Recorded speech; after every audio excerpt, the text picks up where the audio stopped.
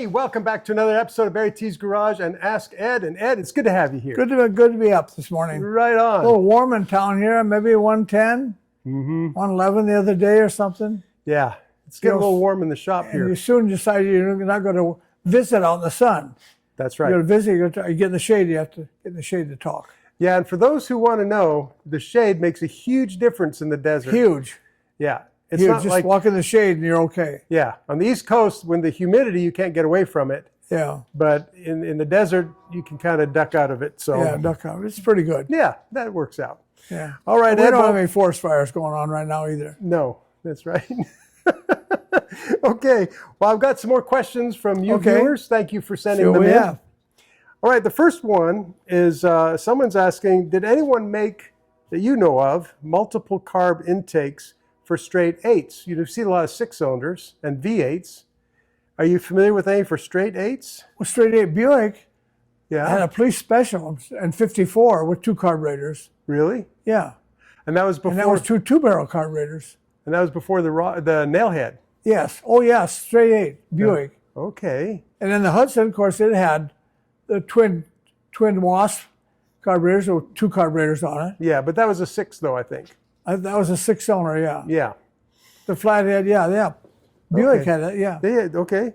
So, and there may be some others, but you can say. And even Buick, the nailhead had 2 4-barrels on it. Yeah. I think on a police special or something. Right. Maybe some, but that's a long time ago. That's a long time ago. Way before I was around. Yeah, before you were messing with this stuff. Yeah, right. In fact, it seems to me, just off topic a little bit, you really seem to get involved as a teenager when the small block Chevy and the V8s were really coming out, right? Yeah, just really, yeah. Because we struggled a lot with the flatheads and the Plymouth 6-owners and stuff. And then when the Chevy V8 came out in 55, I think I mentioned before, one time I went to, I think, Terre Haute, Indiana, the sprint car races. We drove down there one time, and this guy had a weird car. He couldn't get it started, and he finally got it started.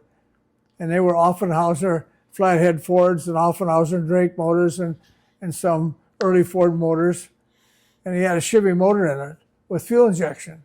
Oh, he finally got it running that day, and the car was just colored gray. I guess he lived real close to there too. So anyways, he got running finally, and he started in the back of the pack. And I think on the main event, I think every lap he passed 2 or 3 cars, and won it by about a half a lap.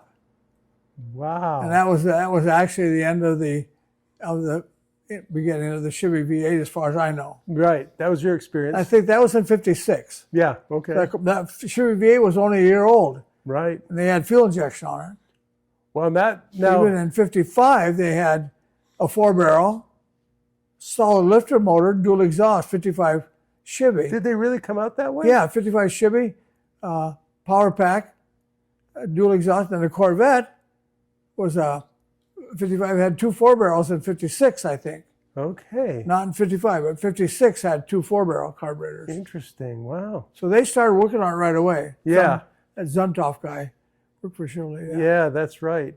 Yeah, Zora. Zora. Yeah, that's right. The Rochester B, I guess that's a carburetor, a certain kind of Rochester carburetor. Okay. The main thing is in carburation has always been to keep the carburetor cool. Hey, thank you guys for supporting the channel. And I know you all love Ed Smith a lot, and he is a character and a great guy. So now we have some hats, shirts, jackets, hoodies available. edsmithspeed.shop. Okay, well, moving on, Mr. Wilson is asking about talking about the Model T. This is a way back video when you were doubling the horsepower. Okay, all right. On that Model T project. Okay. That's a while ago. He says that's pretty darn cool to double the horsepower with stock-ish stuff. I'm sure the drivetrain is built sturdy, but I wonder if anything would be done to the transmission and differential in that old T to handle the power. I think that those cars, distant the power, maybe it put 20 horsepower on in the first place. Yeah. And if we got 40, that was nothing. Okay. Now in the first, that little 37 Ford V8 motor was a 60 horsepower. Sure. 60 things, and so 60 horsepower, not even 85 or something like that. But even though the transmission and the gears and the drive line and the U-joints would definitely hold it. Okay, they were built built way over for that Model T motor. Okay. Yeah, they were big, thick gears. The teeth are big on them, and they're not little miniature stuff. And the axles were big, and and for that horsepower, yes, absolutely held it. Never had any trouble with breaking anything that I ever heard of. Yeah. Okay. Yeah. It's interesting questions. It's interesting that they were kind of overbuilding all that in that way. Yeah, I think there was not much choice. When they were building cars, though, back those days, if they had a transmission case and they wanted to put gears in or something, just normally, common sense tells you, if they were going to make a gear, they wouldn't make a miniature gear with little bitty teeth and real fine teeth. Yeah. They weren't into that. They were making coarse teeth, 10 splines. A gear this big only had 10 splines on it. Right. So these splines would be really thick. Right. And super strong. Yeah. They didn't want to do a lot of miniature machining, did they? That's right. They didn't. They didn't have that in their knowledge or their equipment to do it. Right. So they just did it big and strong. Yeah, right. And some of these automatic transmissions now are so fine, tooth. No wonder they break all the time. Yeah. Yeah. But they didn't have the quality of machinery to make anything miniature or weaker. Yeah. They made the 3/4 ton or nothing at all. Right. Yeah. So that's a good question, really. Yeah, it is a good question. Thinking about, good. Yeah. Thank you for that. The same way lug nuts. Lug nuts and lug bolts are the same size today as they were then. If not then, they were bigger. You know, that's a good example. Yeah. That's right. Yeah, an early 50s car, lug nuts, and they had very little horsepower compared to these cars today. Yeah, right, yeah. And today we still got the same 5 lug nuts going could be a 500 or 600 300 horsepower. miles an hour. Yeah, right. And they're not even scared. I'd be scared. Right. Our next question, this is now on a rebuilding engines question. Okay. And I imagine your answer will be depending on things. Patrick is asking, do you index the crank when you're grinding it? Sure, absolutely, yeah. Okay, what's involved in indexing it? Well, the machine will do that. Okay. Yeah, and it's got to be, It's got to be right. Yeah, and it's usually not very far off in the first place. Okay, and next question is, I have an Art Carr built C6. Art Carr is a famous high-performance builder in California. So he built a C6, and it was supposed to have a 3,500 stall in it. He says, but I can't get it to stall past 2,500. Would there be anything that causes a stall not to stall at the right speed besides engine power and camshaft? What? Horsepower, engine. Yeah, you can, again, we've said that over before. You can get a small motor with stall 800 RPMs, or even, let's say, 1,200. Okay. With no horsepower. It ain't going nowhere. Then you put a 500 horsepower per turn, and it'll stall, the same converter will stall 3,000. Oh. Okay. Yeah, the more horsepower you put in it, the more it's going to stall. Okay. It's got a big muscle there that won't, as long as you can keep the transmission from turning. I see, okay. Yeah. So we talked that before. If you change motors in a car, you have to change the converter too to match the motor. On that, you'll lose right there. Okay, so he's concerned that there was an exaggeration about how the stall was built, but what you're saying, it depends on what engine it's put to. Absolutely. So there might be nothing and wrong. Sometimes when the guy that built the converter in the Art Carr's days, he was not primitive. He did some good things. I think he was a lot known for the Dodge Corporation transmissions. Okay. He liked that was the Dodge 727. Yeah, torque flight. Torque flight, yeah. He really liked that. So anyways, when you build a converter, you hope you can get the converter horsepower and stall speed that you sell it to the customer for. Okay. If you tell them in a normal situation, you'll get 2,000 stall speed. Okay. If a guy put it behind a big horsepower, he's going to be at 4,000 stall speed of the same converter, and you hope he's not mad. Right. Yeah. So the transmission guy that built the converter has no idea how much horsepower you got in your motor. Okay. It's just a guess. So can't blame anybody. And that's where trial and error might come in? Absolutely. Okay. So some of the race car guys, when we used to race the automatic transmissions, the power glides and stuff, I don't know how many converters we had. Every time we changed injectors or changed something on it, even tire size. And we had to change the converter to get back where we were before. Wow. Converters aren't cheap. You can get somebody to give them to you. So would it be similar to that track car you had where you had all these different cartons of different differential ratios? Yeah, yeah. Gear ratios. The same thing with converters? Yeah, same way, yeah. Okay. You'd have a whole And now they have the converter, which is an awesome idea to save money, with a whole bunch of bolts around it, and they take it apart. And you change the stator. Okay. Instead of the whole converter. Okay. We've got that in our car right now. I see. Whereas a normal OEM factory thing, it's all sealed It's up. welded. Yeah. And that's what he was talking about then. Okay. You didn't have a choice. So converters are something else. You can't blame anybody. Okay. It's just a guess. Okay. Good question. That is a great question. Yeah, yeah. And to you who's concerned that there's an exaggeration, now you know the likely story, actually. Yeah. Okay. All right. Well, you guys weren't looking. We had a quick change of location because it got so hot in the shop that our cameras overheated. So we're picking right up where we left off here. Okay, so the question we left off with that we didn't quite capture is, do the cranks that you regrind, do they get wet magged? Or how do you figure out what's worth turning? Well, crankshafts usually cracks if they're going to crack in the radiuses around next to the journal. Okay. And the only reason they crack is not necessarily flex or anything like this. Usually the engine has failed, and maybe it had a rod bearing go out of it, and the rod bearing caught on the side of the block and tore stuff up. I see. Where you actually did some real damage to the crank. Yeah. And it might crack or break then, but normally in flexing, cranks rarely crack. Okay. But we find them cracked all the time for some reason. Yeah. They crack right in the middle right beside the journals, rod journals. They don't crack on the ends or the back and forth or anything like this. So we know where they crack. But anyways, he asked a question: if we liquid, wet mag. Wet mag. We have a wet mag. Okay. And it would be more or less to do a crankshaft or a rear axle, or something where their axles is we want to get on rear axles forevermore. We get a new axle. We paint a white stripe on it all the way. Okay. And then you can take it out and see how many times that stripe's turned around on the axle. And it will. Oh. Yeah, it will turn. Huh. And even we took one of our dragsters apart one time, and within about a half inch, it was 3 splines off. It twisted. It still hadn't broke. Really? But within a half an inch, it turned 3 splines, 3 little splines. So that's how good axles are. So that's normal? Axles have a twist in them? They twist them all the time. Wow. Yeah. So anyways, go back to the Magnaflux. We have one of those, but I haven't used it for a while.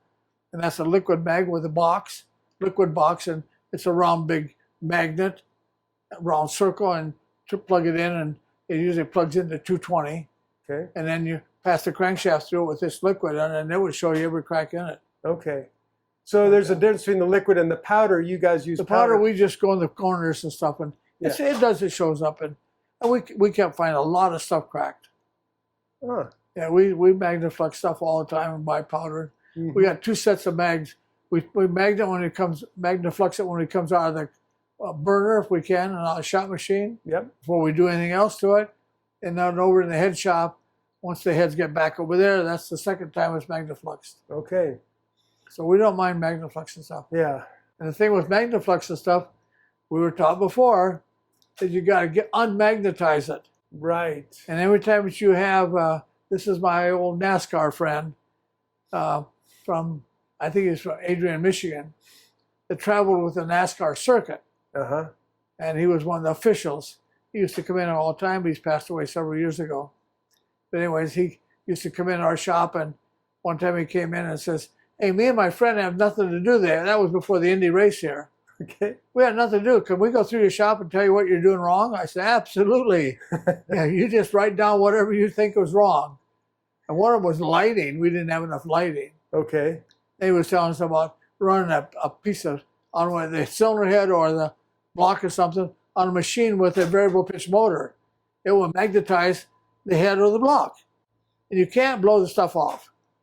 Right. So you got to demagnetize it. So we put our magnetized magnet on there and leave it on and pull it off the head. Yep. And that would demagnetize it. Then you could blow all those little particles off of it. Right. The only way to get it clean. So he was telling us about that. And we've tried some of that stuff. It's interesting. Mm-hmm. That is interesting. Yeah. Wow. Some people, I should say, rarely will you find somebody do that. Yeah. And demagnetize the cylinder head before they start grinding the valves on it and doing machine work. And afterwards, too. Yeah.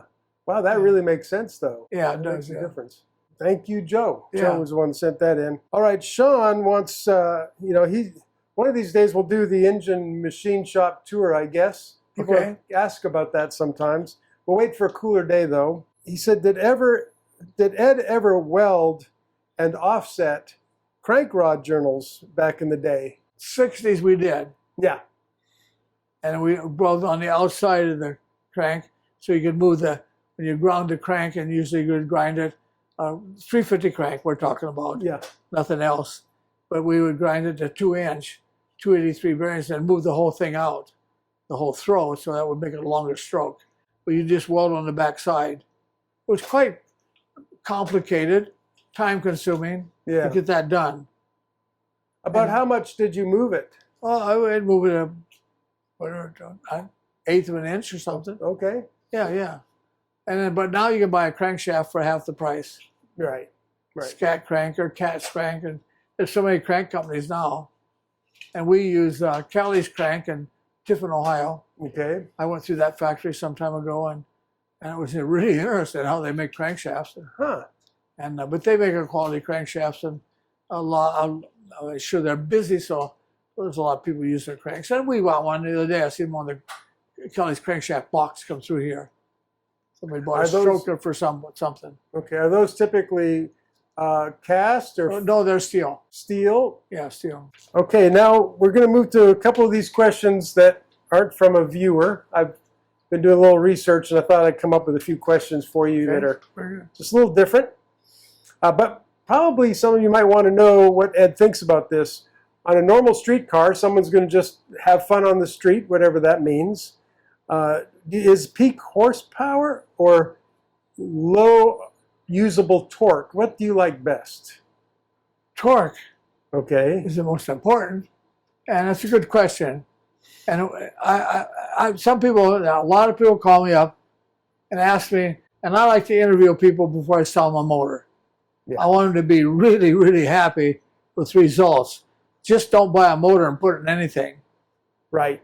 Put a big motor in a light car or a big heavy car and put the wrong motor in it. So like this. Mm-hmm. When you're happy, I would just go back to the normal motors. That's 383 Chevrolet motor, 350 with stroker. Mm-hmm. And it has mid-range torque, and we love that. You don't have to have very big camshaft. We're going to put a little compression in it, maybe 10 1/4 or something like that. Mm-hmm. You buy a little better gas, but not too expensive, not $6 a gallon gas, but we'll probably test once in a while. You can put additive in it too. Yeah. Add a little octane additive, but anyways, you get a little torque in that. But the 383, and sometimes this electronic fuel injection is awesome. Mm-hmm. Anytime you do that, this sprays the fuel in the engine more equally.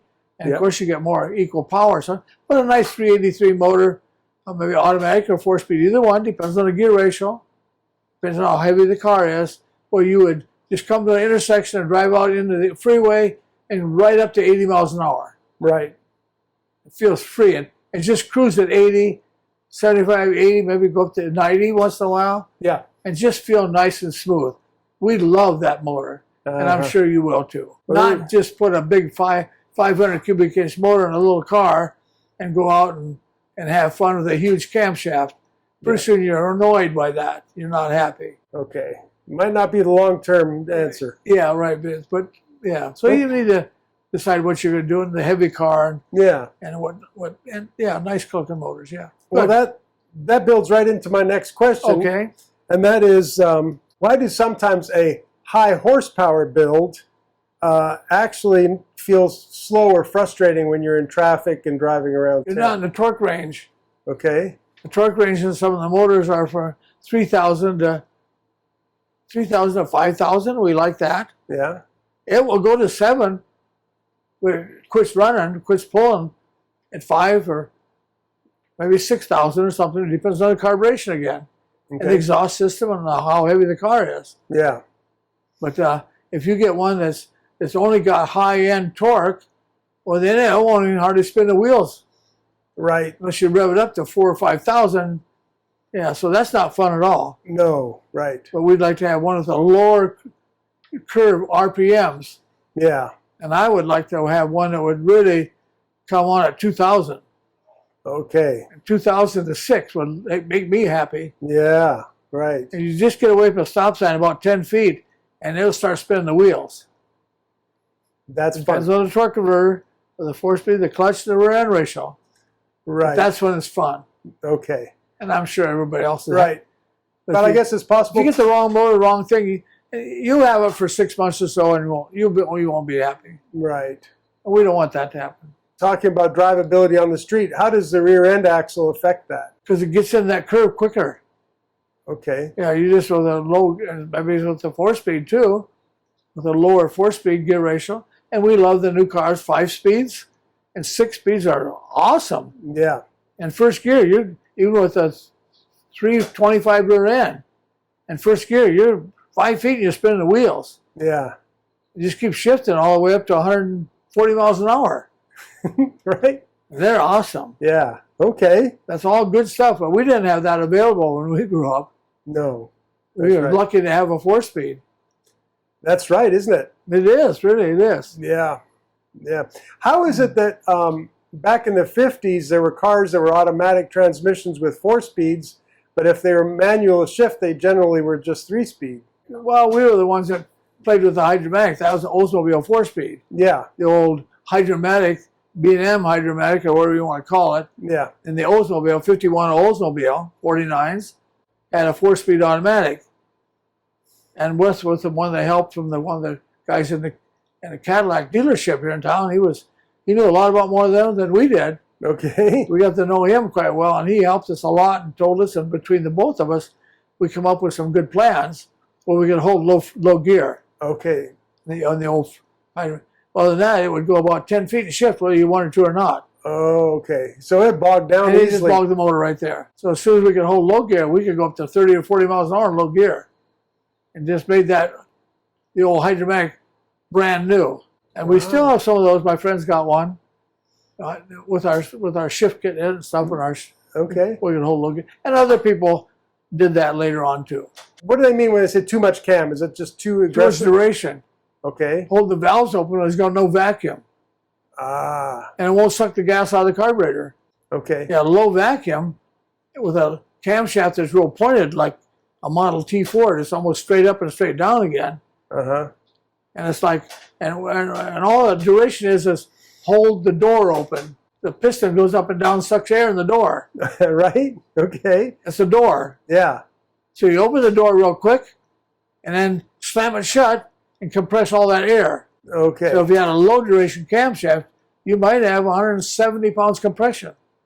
Some of the early Pontiac 389s have 180 pounds. Okay. And you light that with a spark plug with some good fuel. It's good and power. That old car would spin the wheels in a big, heavy 4-door Pontiac. Yeah. Yeah, it would. So we love that. So that's exactly what it is. And so now you put a big camshaft in it, and it only has like 100 pounds compression at idle. And the idle kind of bumpy too, right? Won't even, well, that's why it's bumpy. There's no reason for it to be bumpy. It won't even suck the gas out of the carburetor. It won't suck the gas up out of the bowl, pull it through the jets and down the engine. There's no vacuum there at all. So it won't run. Slobbers around, and there's no reason for that at all. Okay. If that does that, you've got the wrong motor. Okay. You got the wrong motor builder. It's like NASCAR. They run 12, 13 to 1 compression, baby. And a huge camshaft. Yeah. And it runs so smooth at idle. Interesting. It's just so like hit the key and it turn half a turn is fired and run. And it's got that much compression. That's why it just And the pits, leaving the pit, just smokes the tires. Yeah. And also at 180 miles an hour, it comes off the corner, spins the wheels. That's a lot of power. That's a lot for a small cubic inch motor. Yeah, yeah. And probably the NASCAR motor is probably the most unique motor and the most precision motor anybody ever built. And I love airplane motors because airplane motors have always got two ignition systems, two of everything. So in case one of them fails, you still got one. Yeah, redundancy all over the place. NASCAR and Indianapolis cars, one time only. Yeah. Okay. They better be right the first time or the boss is not happy after he spent that much money. Yeah. Okay, I'm going to go back to the idea. Okay, go back to what was the traffic. You're in traffic. Maybe your car, you want a car that's fun to drive, but the reality is if it's our only car, we're driving in traffic and daily commuting and stuff. So you're a pretty big fan of a separate oil cooler, aren't you? Absolutely. Yeah. Now, speaking of oil coolers, it reminds me of the Dry-Sump system we've talked about, where most of the engine oil is in a separate tank, not in the belly of the engine. How does the oil pumping system work to circulate that on a Dry-Sump? Motor or? Well, I'm asking, is the only oil pump in the motor, or is there another pump somewhere else? There's one motor. It's usually external. Okay. Yeah, it's usually on the front crankshaft, belt driven. Okay. Little pump about this big around. The different sizes, got big hoses on them and stuff, and that's external, and that just sucks out of the oil pan. So it's pumping it from the little pan at the bottom of the engine. Well, it takes that out of there, and it runs back into that pan. Into the big tank. Yeah. And then from the bottom of the tank into the top of the engine? Yeah, right. Okay. Yeah. All right. And pressurizes the engine up to 60, 80 pounds pressure. Right. Yeah. And so if you're catching air somehow in the bottom of the engine because you're high RPM, it doesn't matter because there's plenty of oil in the tank. Plenty of oil in the reservoir. And that's what's good. Yeah, in the reservoir. Yeah, right, yeah. Okay. It's got very little to do with the slush in the pan. When it runs the back of the pan or front of the pan and you put the brakes on. Right. And around the corner it goes to one side. Yeah, yeah, all the G-forces. Yeah, well, you have to do that. The pan's engineered to do that. Yeah. All kinds of fittings in it, yeah. You said 2,000 to 6,000 RPM versus trying to pin a big number just on the dyno just to get a top number on the dyno for an engine. Just peak power. It's hard to get a motor on a dyno.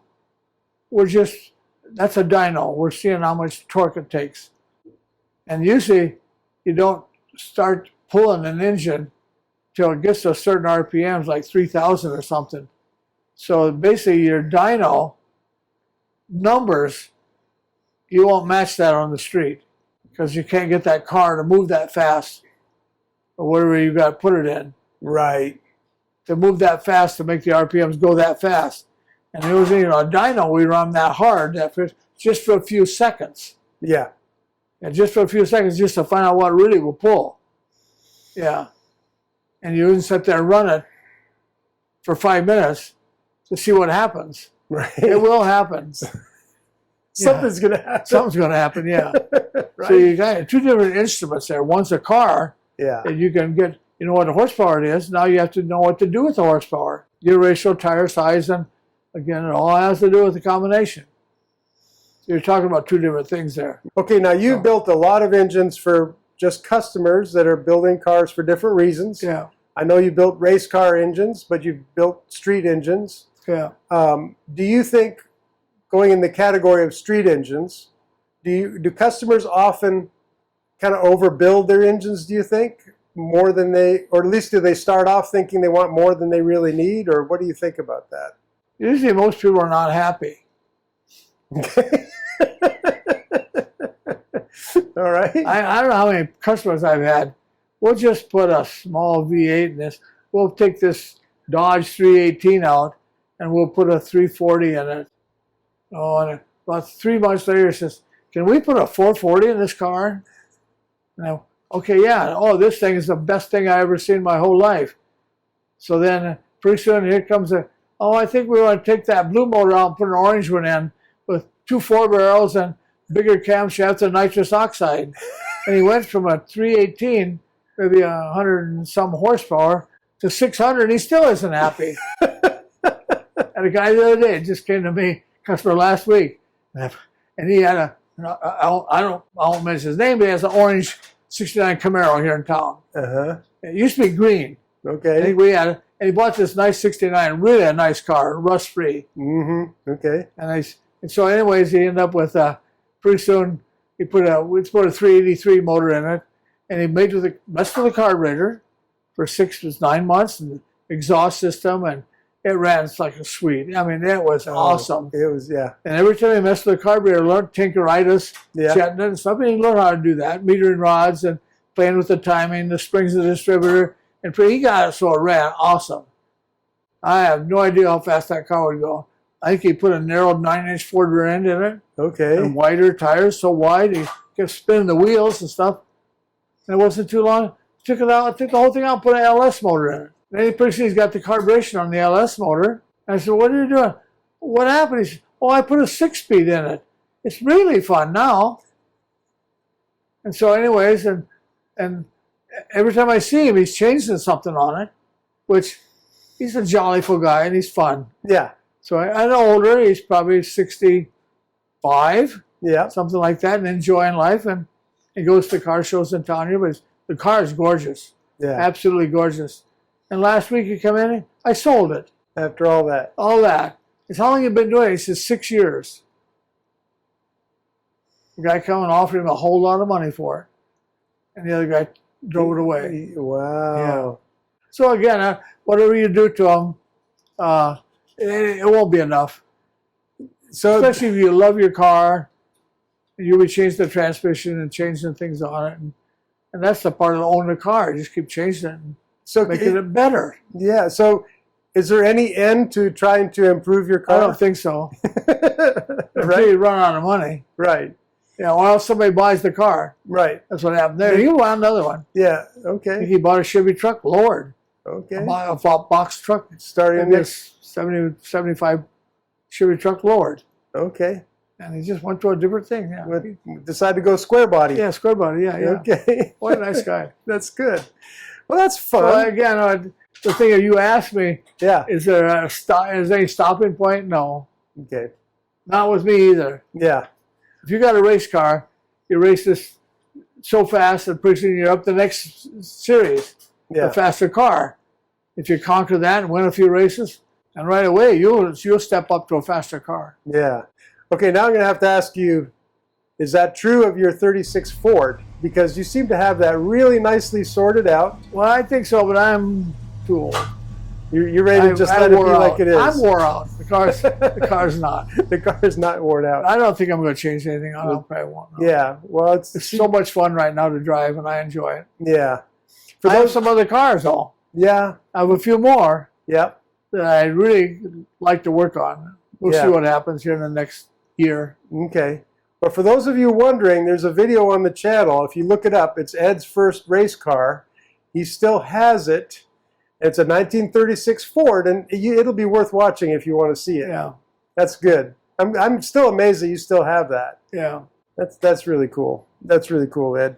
What is your opinion about balancing compression ratio versus availability of pump gas or fuel, balancing that out? There's different things you can do to a motor. And of course, we'd like to get the highest compression we can. And buy whatever gasoline. But then somewhere along the line, it depends on what you do with it again. It's a whole program. What you do with the timing.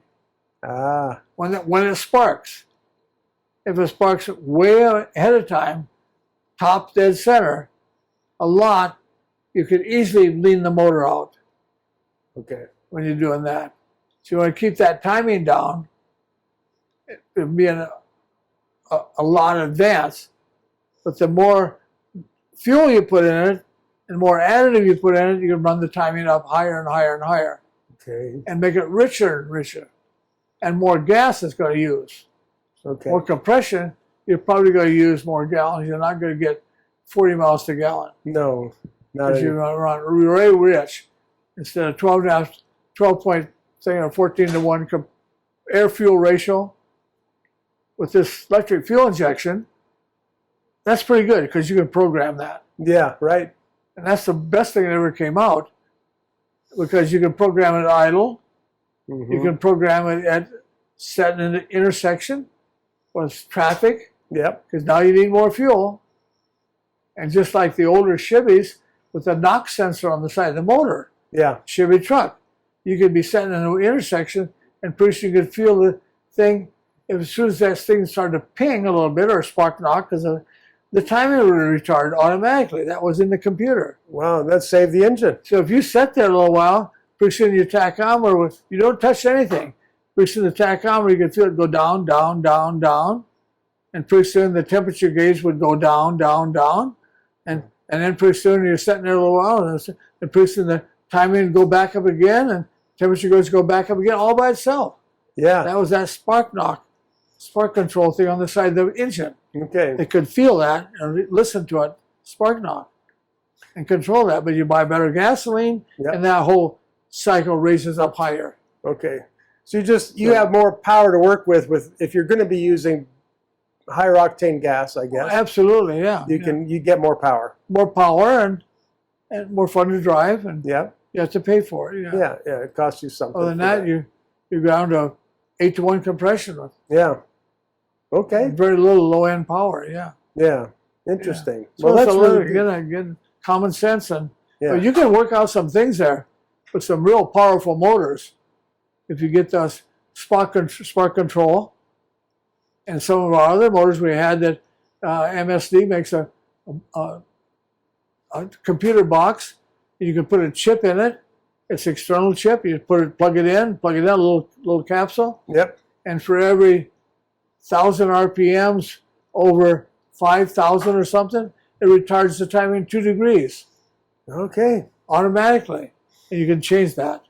Okay. So really, if you're smart and spend some time, you can dial your whole thing in yourself. Yeah, you can have Tinkeritis on the computer. Yeah, that's right, yeah. Some people get in the car, they all do. Yeah. Get in the car with the computer, let's go down the road. Yep. Idle, stop, accelerate, sit there and run that computer, make it run really nice. Yeah, that's interesting. All the new trucks, you have to do that. Yeah. We have questions all the time, and it says, is this camshaft, we buy a new motor from us, is this camshaft computer acceptable? Ones we do, yes. Okay. Ones we recommend, because we've already did that. Okay. Yeah.